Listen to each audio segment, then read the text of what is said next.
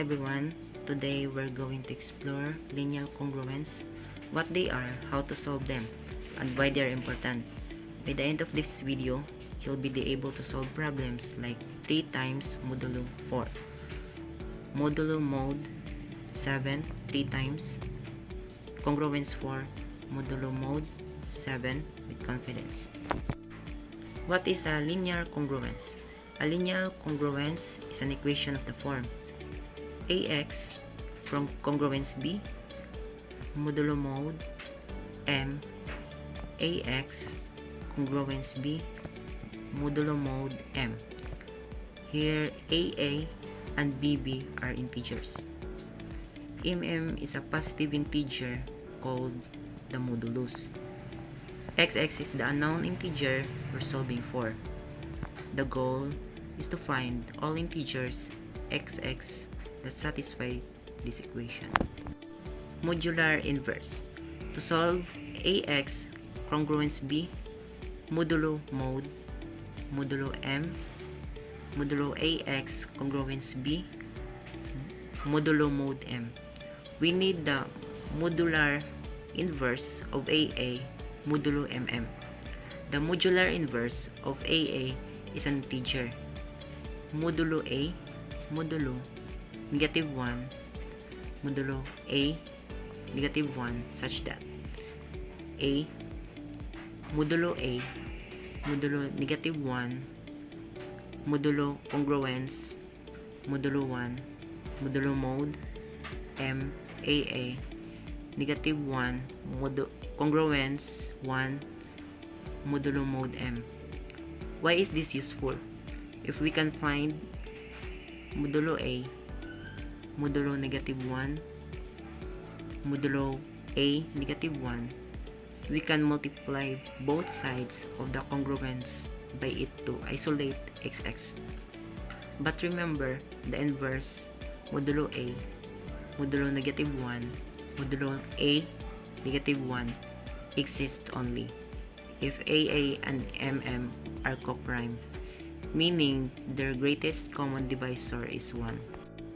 Example, solve 3 times congruence 4. Modulo mode 7, modulo 3 times congruence 4, modulo mode 7. Let's solve the congruence 3 times congruence 4, modulo mode 7, modulo 3 times congruence 4, modulo mode 7 step by step.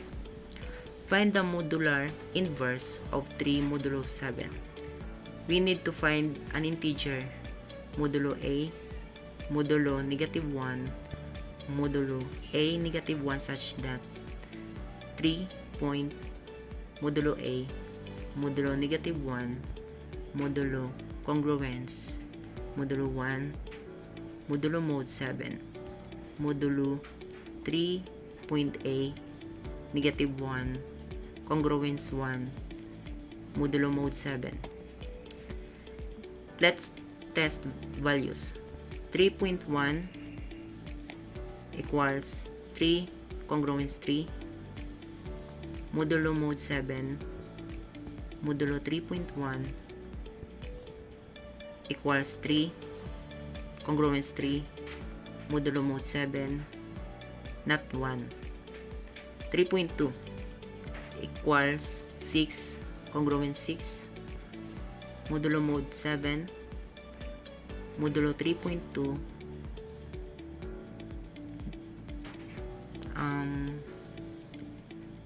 equals 6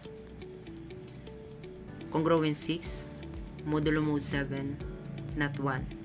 3.5 equals 15 congruence 1 modulo mode 7 modulo 3.5 equals 15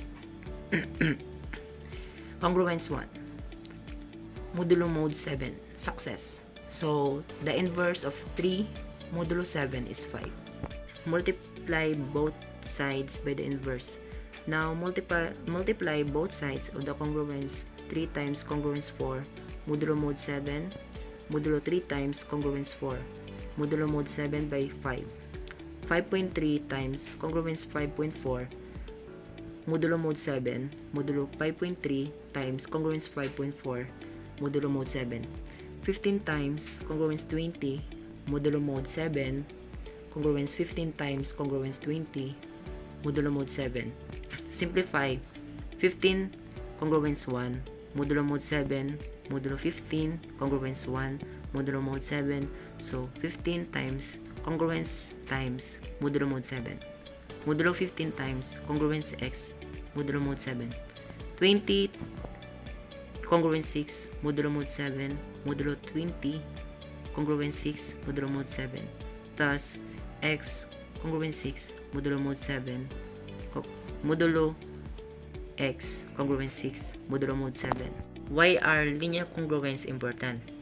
Linear congruence are foundational in number theory and have practical application in cryptography, used in algorithm like RSA, computer science, used in hashing and random number generation, engineering, used in signal processing and error detection. Understanding how to solve them is a key skill in mathematics and computer science. Let's recap what we've learned. A linear congruence has the form AX congruence B, modulo mode congruence M, modulo AX congruence B, modulo mode M. To solve it, find the modular inverse of AA modulo MM. Multiply both sides by the inverse to isolate XX. The general solution is X equals modulo X, modulo 0, modulo plus modulo M, X equals X 0 plus MK, where KK is an integer, any integer. That's all I have on. Short. The CRT states that if we have a set of integers that are pairwise comprised, meaning no two of them share any common factors other than 1, we can find a unique solution to a series of equations. And in simpler terms, if we know the remainders of a number when divided by several different numbers, we can find that number uniquely within a certain range. So let's look at the simple example to see how this works. So suppose we have the following three equations. dx is congruent to 2 modulo 3, x is congruent to 3 modulo 4, and x is congruent to 2 modulo 5. So let's find an integer x that satisfies all of these three equations. So first, we need to calculate the product of the moduli. So which is the n is equals to 3 times 4 times 5 is equals to 60. So we calculate the individual contribution for each modulus. So the first modulus is y1 is equals to n divided by n1 is equals to 60 divided by 3 equals to 20. For the second modulus, y2 is equals to n divided by n2. So 60 divided by 4 is equals to 15. For the third modulus, y3 is equals to n divided by n2. So 60 divided by 5 is equals to 12. So now we need to find the modular inverses for each y. So find z such that 20z1 is congruent to 1 modulo 3. So here, z1 is equals to 2 works because 20 times 2 is equals to 40, and 40 modulo 3 is equals to 1. So the second one is find z2 such that 15z2 is congruent to 1 modulo 4. Here, so z2 is equals to 3 works because 15 times 3 is equals to 45, and 45 modulo 4 is equals to 1. So and the last one is find z3 such that 12z3 is congruent to 1 modulo 5. So here, z3 is equals to 3 works because 12 times 3 is equals to 36, and 36 modulo 5 is equals to 1. Now, we can combine everything to find x. So, x is equals to a1, y1, z, and z1 plus a2, y2, and z2 plus a3, y3, and z3 modulo n, mod n. So, let's substitute our values. So, x is equals to 2 times 20 times 2 plus 3 times 15 times 3 plus 2 times 12 times 3 mod 60.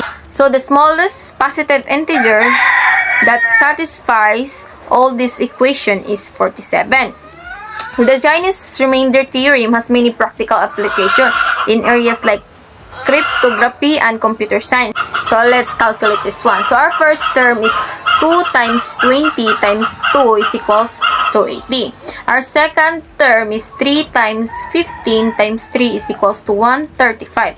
And our third term is 2 times 12 times 3 is equals to 72.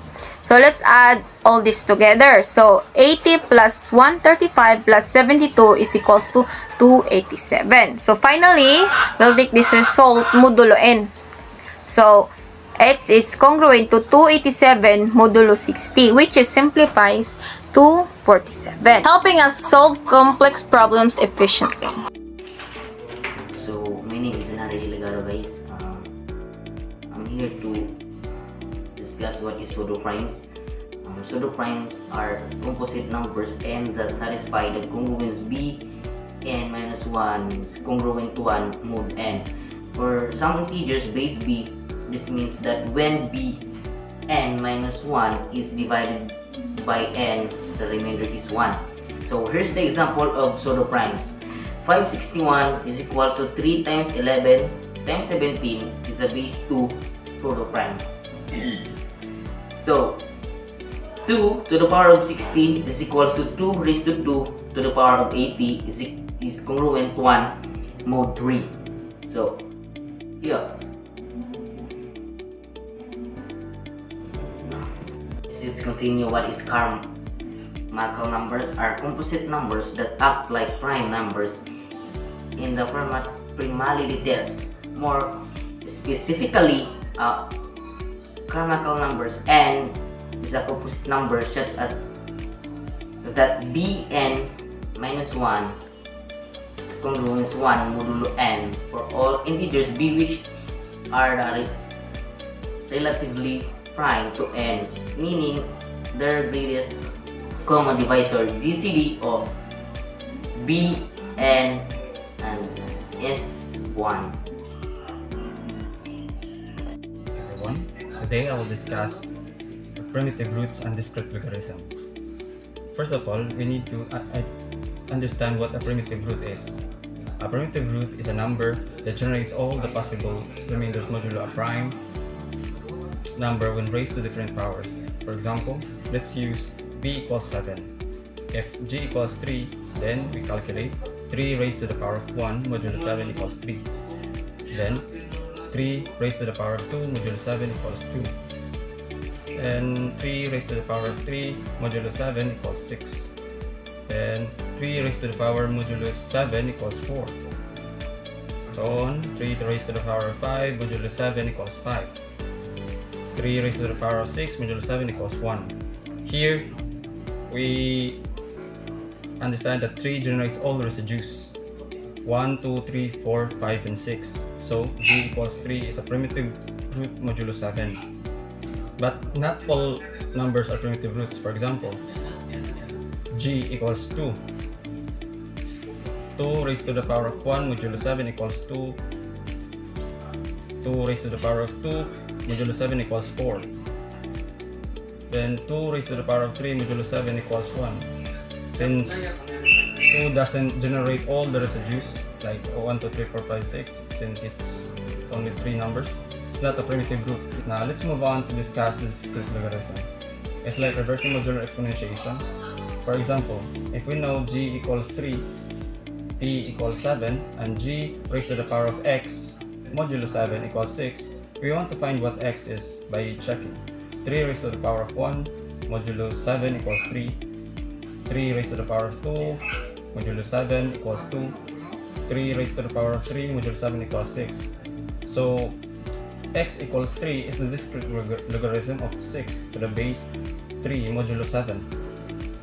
These concepts are important in cryptography, like the Diffie-Hellman key exchange. For example, if two people share P and G, they can exchange secrets securely using these operations because solving the discrete logarithm problem is computationally hard.